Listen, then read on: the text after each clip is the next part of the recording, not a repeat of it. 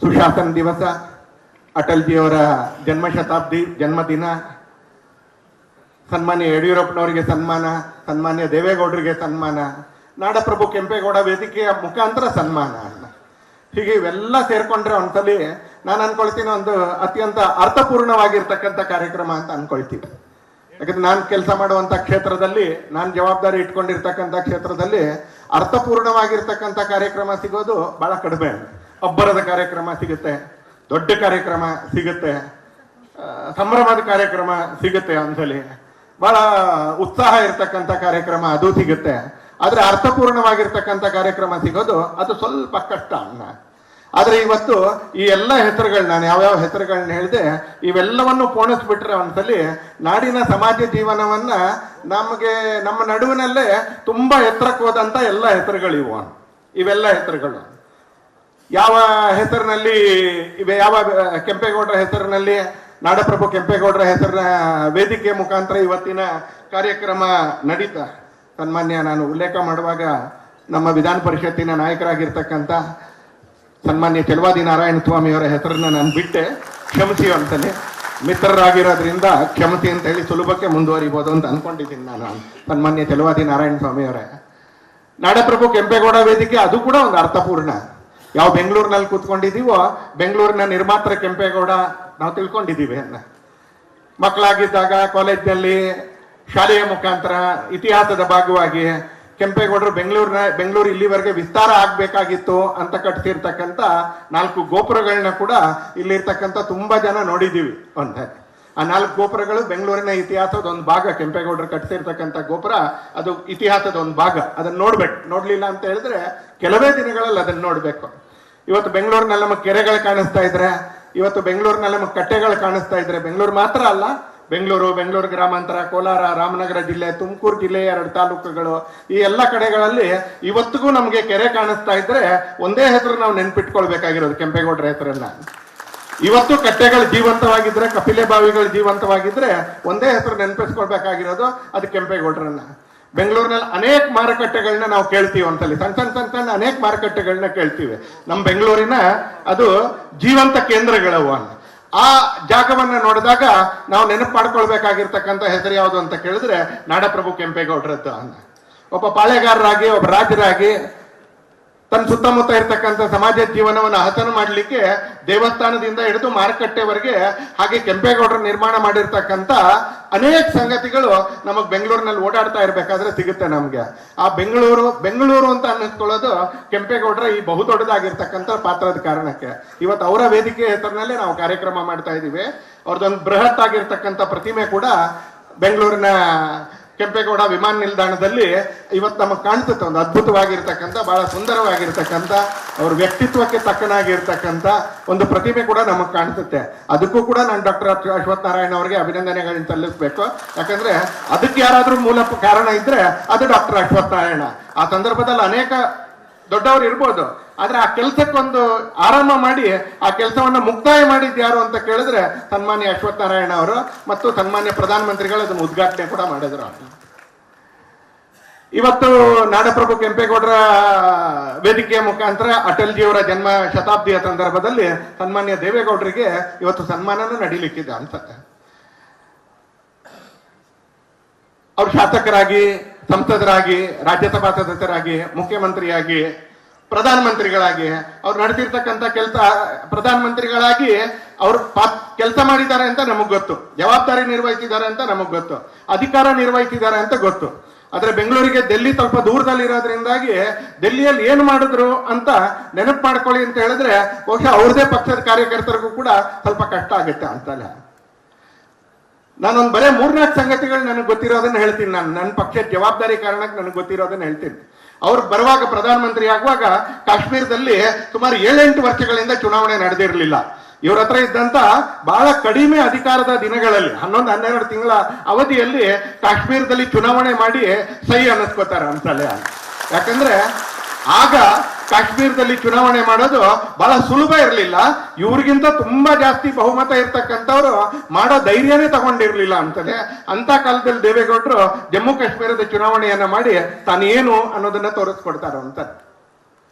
ದೂರದ ಜೂರಿಚ್ನಲ್ಲಿ ಆ ಕಾಲದಲ್ಲಿ ಅವರು ಪ್ರಧಾನಮಂತ್ರಿ ಆದಂತ ಕಾಲದಲ್ಲಿ ನಮ್ಮ ಪೂರ್ವೋತ್ತರ ರಾಜ್ಯಗಳು ಏನಿದೆ ತುಂಬಾ ಭಯೋತ್ಪಾದನೆಯಿಂದ ಸಂಕಷ್ಟದಲ್ಲಿ ಇದ್ದಂತ ದಿನಗಳು.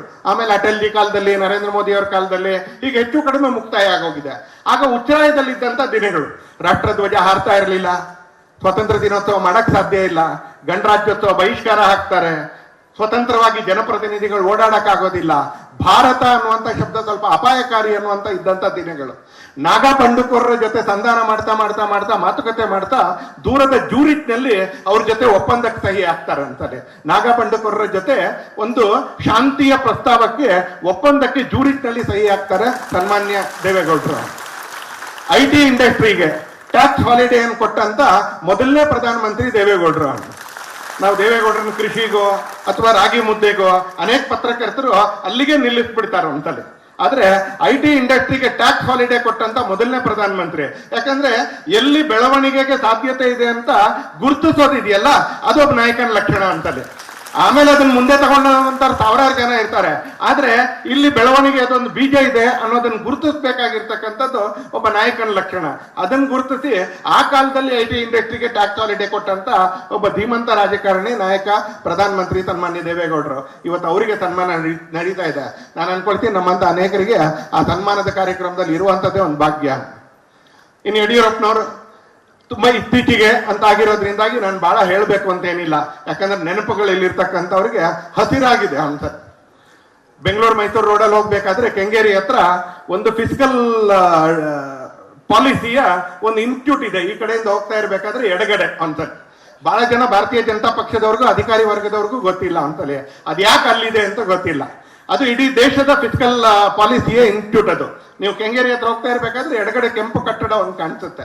ಅದು ಸನ್ಮಾನ್ಯ ಯಡಿಯೂರಪ್ಪನವರು 7ಕ್ಕಿಂತ ಹೆಚ್ಚು ಸಲ ಬಜೆಟ್ ಮಂಡಿಸುವಂತ ಸಂದರ್ಭದಲ್ಲಿ ಆರ್ಥಿಕ ಶಿಸ್ತು ಅನ್ನೋ ಒಂದು ಶಬ್ದವನ್ನ ಆಡಳಿತದಲ್ಲಿ ಉಪಯೋಗಿಸ್ತಾರೆ, ಪತ್ರಿಕೆಗಳಲ್ಲೂ ಉಪಯೋಗಿಸ್ತಾರೆ, ಫಿಸಿಕಲ್ ಡಿಸಿಪ್ಲಿನ್ ಅನ್ನೋ ಶಬ್ದವನ್ನು ಉಪಯೋಗಿಸ್ತಾರೆ ಅಂತ. ಅವರು ಬಜೆಟ್ ಮಂಡಿಸ್ತಾ ಇರ್ಬೇಕಾದ್ರೆ ಆ ಫಿಸಿಕಲ್ ಡಿಸಿಪ್ಲಿನ್ ಅನ್ನು ಏನ್ ಕಾಪಾಡಿಕೊಂಡ್ರು. ಯಾಕಂದ್ರೆ ಒಬ್ಬ ರಾಜಕಾರಣಿ ಆದವನಿಗೆ, ಬಜೆಟ್ ಮಂಡಿಸೋವನಿಗೆ ಜನಪ್ರಿಯತೆಯ ಹುಚ್ಚು ತುಂಬಾ ಜಾಸ್ತಿ ಇರುತ್ತೆ.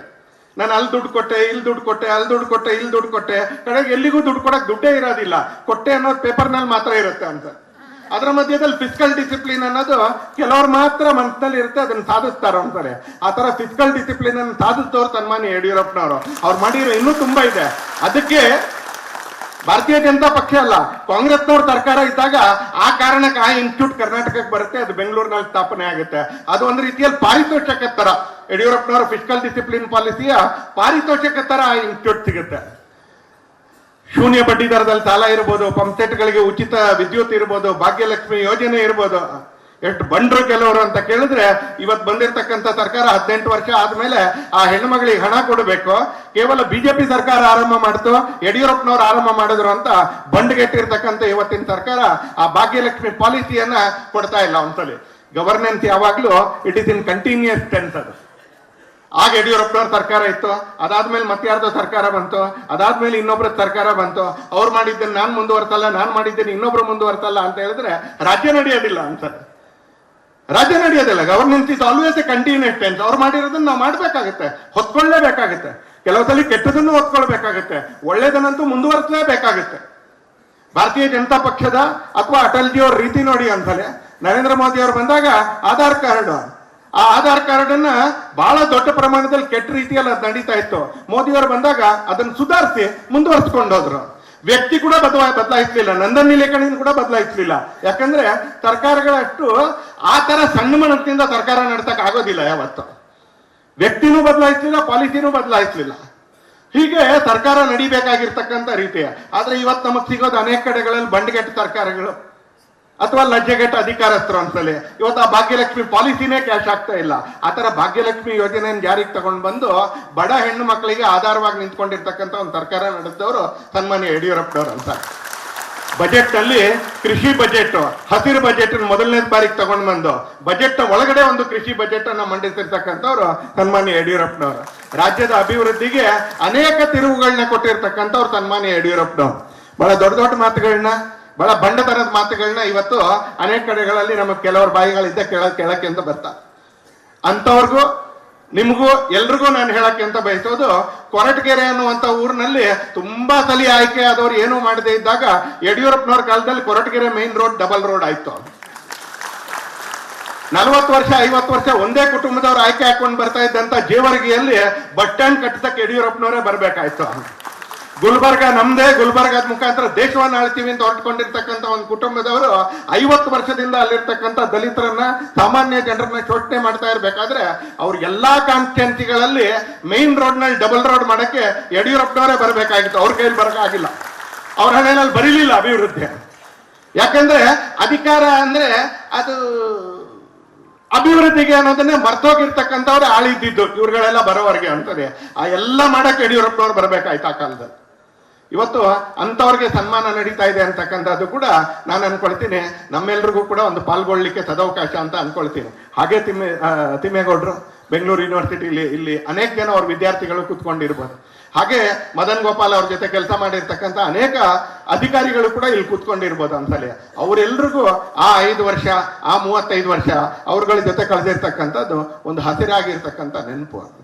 ಇವತ್ತು ಭಾರತ ರತ್ನ ಅಟಲ್ಜಿಯವರ ಜನ್ಮದಿನದ ದಿವಸ, ಭಾರತ ರತ್ನ ಅಟಲ್ಜಿಯವರ ಜನ್ಮ ಶತಾಬ್ದಿಯ ಆರಂಭದ ದಿನ ನಾವು ಅರ್ಥಪೂರ್ಣವಾಗಿರ್ತಕ್ಕಂಥದ್ದು ಅಂತ ಯಾಕೆ ಹೇಳಿದೆ ಅಂತ ಕೇಳಿದ್ರೆ, ಈ ಎಲ್ಲ ಕಾರಣಗಳಿಗೆ ಅರ್ಥಪೂರ್ಣವಾಗಿರ್ತಕ್ಕಂಥ ಒಂದೇ ಉದ್ದೇಶದ ಕಾರಣಕ್ಕೆ ಇರ್ತಕ್ಕಂಥ ಎಲ್ಲ ವ್ಯಕ್ತಿಗಳನ್ನ ಇವತ್ತು ನಾವು ಬ್ಯಾನರ್ನಲ್ಲೂ ಹೆಸರು ನೋಡ್ತಾ ಇದ್ದೀವಿ, ವೇದಿಕೆ ಮೇಲೆ ಕೂಡ ನೋಡ್ತಾ ಇದ್ದೀವಿ. ಹಾಗಾಗಿ ಇದು ಅರ್ಥಪೂರ್ಣವಾಗಿರ್ತಕ್ಕಂಥ ಕಾರ್ಯಕ್ರಮ ಅಂತ. ಬಂಧುಗಳೇ, ನಮ್ಮನ್ನು ನಾವು ಗಾಳಿಗೆ ಒಟ್ಕೊಂಡಾಗ ನಮ್ಗೆ ಅನೇಕ ತರದ ಭಾವನೆಗಳು ನಮಗೆ ಬರುತ್ತೆ ಅಂತ. ಕೆಲವು ಕಡೆಗಳಲ್ಲಿ ನೀವು ಗಾಳಿಗೆ ನಿಮ್ಮನ್ನು ನೀವು ಒಟ್ಕೊಂಡಾಗ ಮೂಗು ಮುಚ್ಕೊಳ್ಬೇಕಾಗತ್ತೆ, ಯಾಕಂದ್ರೆ ಅದು ದುರ್ಗಂಧ ಅಂತ.